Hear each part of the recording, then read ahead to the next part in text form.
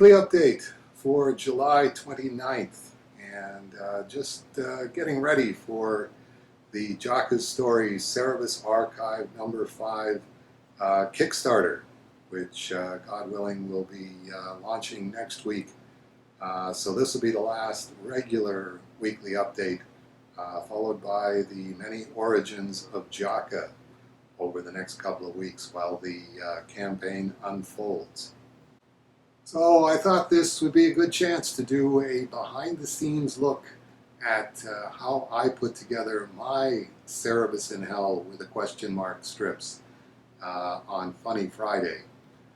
So here's a quick look at how you do Photoshop when you don't know how to do Photoshop.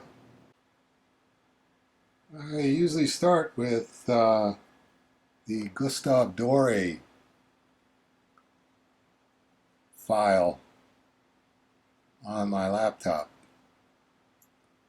Click on that and click on Inferno, and then I just take a look at them. Here's one. I ask myself, have we got any funny thing that we want to do with this one this time?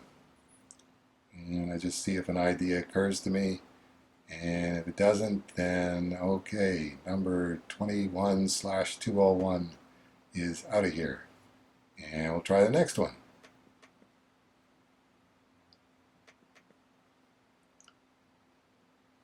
God, I love this image. It's like every time I call that one up, it's like, oh, come on, there's got to be something funny you can do about that one. And sometimes I do, and sometimes I'm just looking at it going, no, that's just such a gorgeous piece of work. All of the tiny, fine little lines in there, all the densities. But it's also incredibly funny, depending on your sense of humor. And then when I think I got something, then I call up the CIH file, Cerebus In Hell, and I just start typing the word balloons and playing around with the language, trying to figure out, okay, what are we going to have to say? Maybe we should audition them one at a time for the Ghost of Christmas Yet to Come. So I started with that one, and then, okay, follow that up. So then I print out the Gustave Doré image on 8.5 by 11. Usual reduction is about 89% of the digital file. Gives it the proportions that I need. And then I go to my handy envelope full of Cerebi and dump those all out and sift through them looking for the right-sized Cerebus to fit in the image.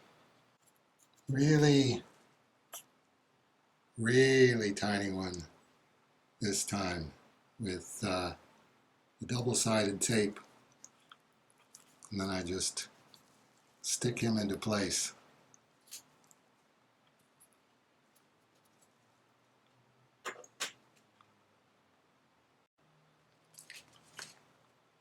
And then I take this here handmade template, where I've just taken an Avery label sheet and cut through to the exact panel size of a Cerebus in Hell panel, and then work to figure out, okay, where's the best centering on this? Okay, let's call it that. And then I go to the word balloons that I have printed out and cut off of their own sheet of paper. And then these don't have double-sided tape on them anymore. That was last week. But stick them in place.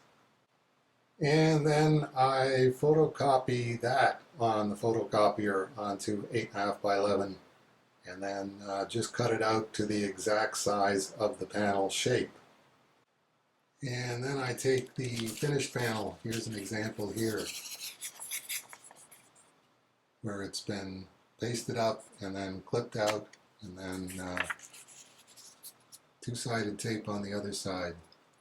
And I just stick it in place and then go on to the next panel and glue all of the word balloons into their proper place in that one and photocopy it and cut it out and paste it in, and then photocopy this one, which doesn't have any word balloons. I love those.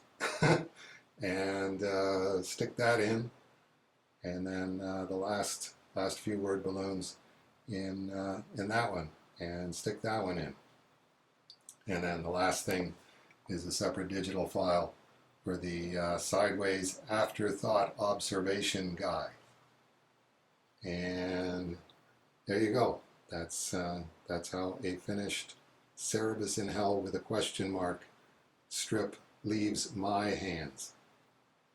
Anyway, as you can see, by the time I'm coming to the end of Funny Friday, the place is just lousy with little stick-on cerebi. You haven't seen this one yet. This is coming out. This is the West Side Story parody. When you're a jet all the way. It's really no job for a 60-year-old man. You know what I mean? Gluing little pieces of paper, little copies of your character onto backgrounds, and sticking word balloons on. But it's harmless, and it allows me to be a far purer Luddite than I otherwise would be.